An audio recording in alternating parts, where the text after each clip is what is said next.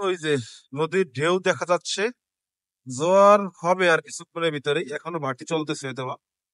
কিছুক্ষণের ভিতরে জোয়ার শুরু হয়ে যাবে।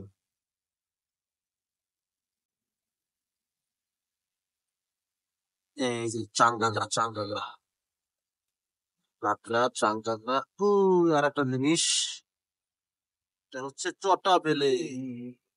মোটামুটি ধরলে বেশ জোরে একটু ঝাড়ি দেয়। এবং ওর দুই পাশে হচ্ছে দুটা কাটা আছে, কাটা দুটার কারণে একটু ঝামেলা হয়ে যায় ধরতে।